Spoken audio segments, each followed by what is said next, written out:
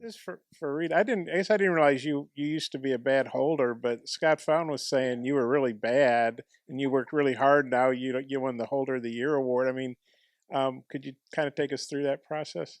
Yeah, so when Coach Fountain first got here, I hadn't really worked on holding at all. And it was a big deal for him having punters hold for the kickers just because we spend so much time together. And I remember I first started working with Vito, and every single practice, I couldn't get it done for him. And eventually they just had one person hold for him, and nobody wanted to work with me. And I worked really hard during the summer. I took it really serious, and it was really good to see results and be able to become the starting holder here and then win holder of the year. What did you do to your holding? I mean, just have somebody snapping to you, or did you have some machine doing it, or how'd you do it? No, we work really hard in the summer, just charting field goals. And I think a big thing for me that elevated my holding was just emulating confidence in myself that I could do it. And as weird as it sounds, I think if you can practice holding with some swagger, I think you can really improve. It's all about getting it down fast and getting the laces out. Cam, you had a really solid freshman year. What Yeah. are some of the areas you're focusing on for this season? Yeah. Obviously you want to build on what you've done last year and years past. So I think I was 83% last year, so 20 to 24. And two of those misses came from 50 plus. I think one was a 38 yarder and one was a 41. But I think just, those longer kicks, 50 plus, I kind of want to, you maybe instead of being 33% on those, being like above 50% range. That's what we try and aim for. Obviously, it's nice to make all of them, but I really do think that's where I'm trying to improve is longer field goals, just being able to put those through. And, obviously, I mean, it's kind of common sense, but just put more field goals up for the team. And, I want to be above that 90% mark. I feel like that's a really, high expectations, but I think I can get it done. And, a lot of elite guys that are in the NFL and, like if you see guys that get drafted, they always, have usually a 90% season or, a 100% season. So just making more points from a team and, make sure my op is crisp with Bauer and the snapper. So You talk about those longer distance field goals. What's your range like right now? How far out comfortable are you? yeah, so I definitely feel like I've gotten a stronger leg this offseason. I had a 52 in the scrimmage this past weekend and I cleared it by a good amount. So I definitely feel like my leg is getting stronger. I'd say I'm probably about 3 more yards comfortable going a little further than last year. I mean, in warm up, some ways the wind goes into you, with you. So I kind of make that game time decision on what I feel like is doable during the game. But I think if there was no wind going both ways, I feel like I'm good from about 56 and going from both ways. I'd get it to the upright. So. We've seen, I think, the bow and arrow, the three-pointer, Mm-hmm. the Yeah. gritty, Yeah. all the secret handshakes and stuff. You got anything worked up for this year? For I haven't really put much thought into it. Just really trying to kind of focus on, making my kicks, getting my operation down before we can, make all that stuff up. So, maybe in the season it'll happen spontaneously, but just trying to work on, putting that ball through the uprights first. It seems like you keep winning the punting job. They keep bringing guys at you, and you're competing for the job every year. What is that like? Is that at all frustrating? Is it just like next thing up, next guy up, or what are your thought process when you're competing every single year for the starting job? Yeah, my thought process is iron sharpens iron. We're a really good university, and we bring in really good talent every year, and it's nice to be always competing. It keeps you on your toes and elevates your game to a status that you didn't think you could do. So I don't really look at it and get frustrated. I just view every chance as an opportunity. Every competition is an opportunity. What's been your impression of Fletcher, being a freshman coming in? Yeah, Max is really talented. I think he's a great addition to the room. He's not only a really good punter, but even a better kid. I've really gotten to build a really good relationship with him. He's one of the funniest dudes on the team and one of the hardest working kids. You can tell that he really cares about it and he wants to be great. Jordan Silver was here for forever, and now you breaking in a new snapper. How the snapper competition going, and specifically Eli Stein being a freshman? Yeah, so all 3 guys are, competing for the job right now, and they're all doing a really good job. They come out there just working their tails off every day, and you can really tell that they have like a competing mindset when they get out there. I mean, all of them are trying to do their best because obviously they want to step on the field, and every single one of them wants that equal opportunity. So I really do think they're competing well. Eli's a really, really good snapper. I think he was ranked pretty high coming out of high school, and definitely has some talent. We went to a little camp this past summer, and he performed really well there, and just kind of has kind of an elite mindset. And all the guys we have in the room have that kind of mindset. All of them have been good snappers for us, so it's a really good competition between those three, and I think may the best man win. I mean, all three of them are doing a really good job. Reid, what was your inspiration for the Mortel Award video? And did you notice that your fan following, your social media interactions picked up? Yeah, my inspiration was kind of just all the old videos. Peter Mortel kind of told me like what to do a little bit, kind of make it a skit at first, and then be serious with it. I've never really done a video like that before, so it was a lot of fun to shoot. It's pretty new too. I mean, were you aware of it before late last year, or? I had known about it for a few years. I never thought that I'd have an opportunity to win it, so that was really cool. But yeah, I think it's an awesome award. It's a great cause. You really get some good charity work out of it too, and the social media engagements were really nice too. Cam, his strengths as a holder, what would you say? What made him a good holder for you Yeah, last year? I think honestly, just getting the ball down quick. That's a huge thing. You want to look at the ball as long as you can with kicking the ball. I mean, you're running at 1.3 seconds from snap to kick. So, I mean, you really want to get as much time to look at the ball as possible, and also not kicking laces or anywhere but the back of the football.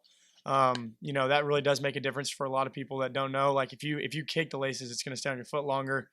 Ball tail left a lot. So I think it's just really important how he emphasizes it. I mean, not a lot of guys in the country you can go out and see on a Saturday or even in the NFL on Sunday that will get laces out consistently. And just, I think I'm really thankful that he puts an emphasis on it because it makes the whole unit better on the Saturdays. Probably seen you kick 100 balls or so since you've been here. You do your step back, and then you got your little shoulder shimmy you like to do right before that. I don't guess I see a lot of kickers do that. What does that come from? And also, what's your last thought right before you kick the ball? So with the shoulder shimmy, I think I kind of just developed that. Like I kind of equate it to like Kevin Durant did that before free throw. I didn't really do it because he did it, but like I think it's just a kind of like a common thing we just kind of developed. And as a kicker, you try and go out there and do everything the same every single time to make kicks. So I think it just kind of became a habit. And I think. Sorry, can you ask that second question again? What's the last thing that goes through your head before you kick? Yeah, so the last thing that goes through my mind, I'm warming up. Usually, if we get past, if we're even near the half line, I usually go up in the net and start warming up. Kind of do like it's called a one step. It's a little shorter version of a full step, and I think I just kind of go out there and right before I run on the field, I tell myself just go out there and do what you do every single practice. You've kicked this kick 1,000 times. Just go out there, and I didn't really when we go out on the field, I didn't even look at anything besides a spot, upright spot. That's usually what I go to. And then I pick up a spot where I want to hit the ball and try and hit that spot. So post shoulder shimmy. Yeah. What is the thought? I don't even think about anything, to be honest. I blank out. I couldn't tell you what I was doing. As soon as that shoulder shimmy goes, I couldn't tell you what I was doing right after that till about 2 seconds after that. Just kind of just blank out and do my thing. Muscle memory kind of takes over there. Do you call it shoulder shimmy, or did I just coin that? I don't know. I kind of like it though. Shoulder shimmy's nice. Sometimes I catch myself doing that. We'll call it. Like a little swag. What about you? What's the last thing that goes through your head right before you boot the ball?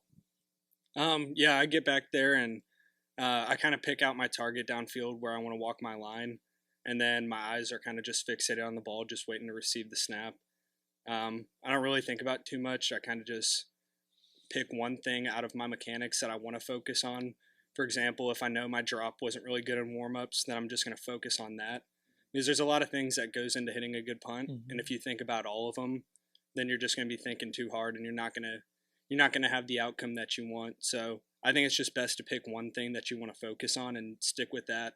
I've punted enough balls to where my muscle memory is good enough to take over and get the job done.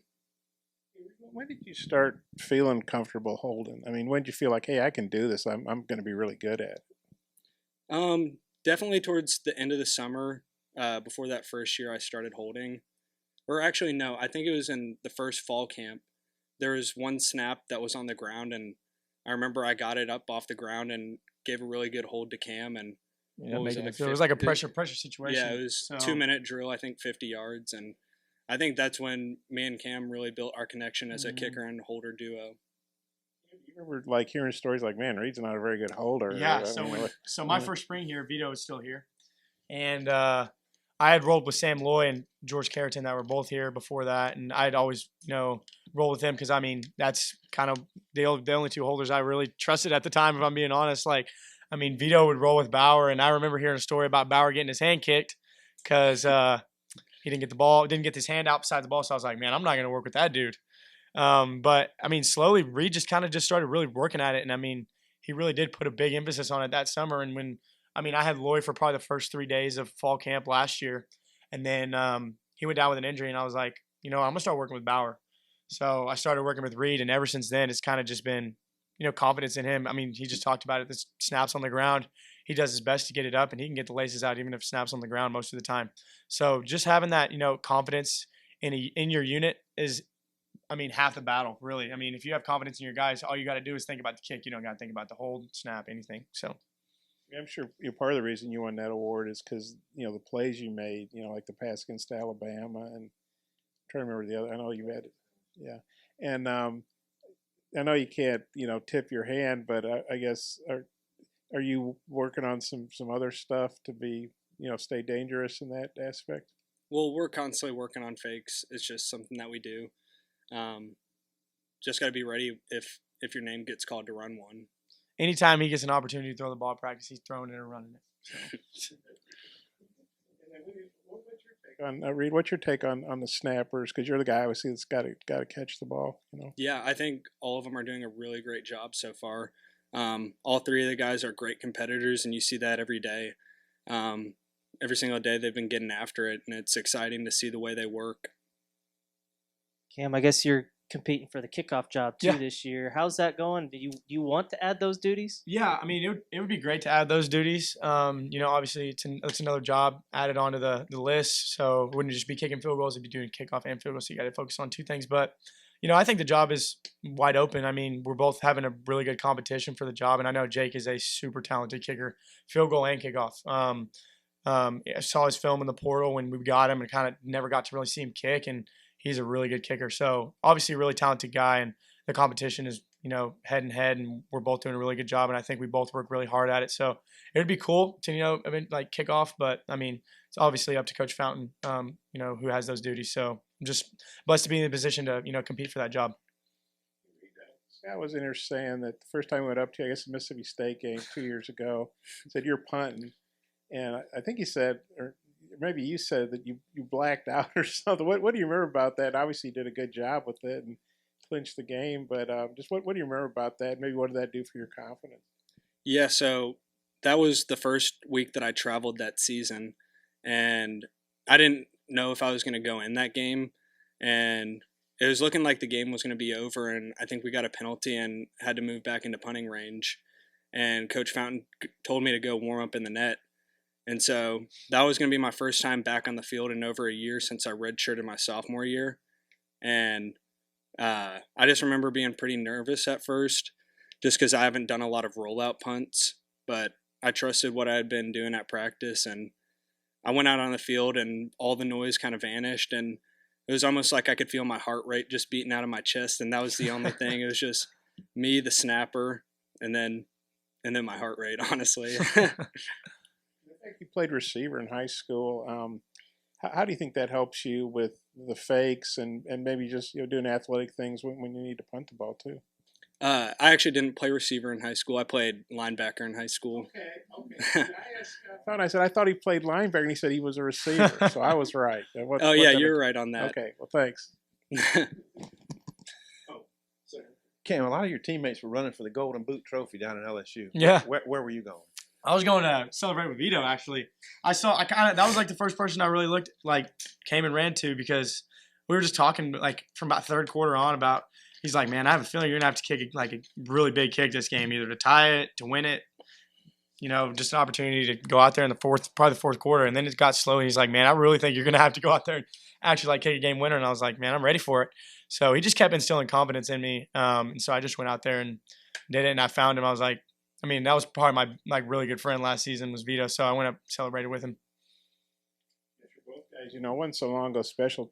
Obviously, Arkansas had a lot of issues, not so long ago. But special teams was not a good area. Now it's a strength. Just what do y'all think about special teams? Being so good now, just really in a lot of different aspects. Yeah, I think we can attribute a lot of this success to Coach Fountain, the way he has us work at practice, and during the off season, he really keeps us accountable, and it's been really good for our unit. I mean, I've been here. This is going to be my 5th season, and I've just seen the specialist room continue to grow every single year, and it's been really fun to be a part of. Yeah, kind of piggybacking on that, I feel like Coach Fountain really does hold us to a high standard. I feel like from talking to some NFL guys about, kind of, the standards that they are held to, I think Coach Fountain kind of instills those same type of standards. So I definitely feel like that attributes a lot to our success. It's just the kind of the pressure we have in practice, high expectations we have in practice. I mean, if it's not perfect, it's not good enough, really. And that's a good rule to live by in the specialist world. If it's not perfect, it's not good enough. You doing anything special for your birthday or just another day? Nah, just another day in the office. Recovery. Good recovery. Wake up, ball camp tomorrow. So nothing special.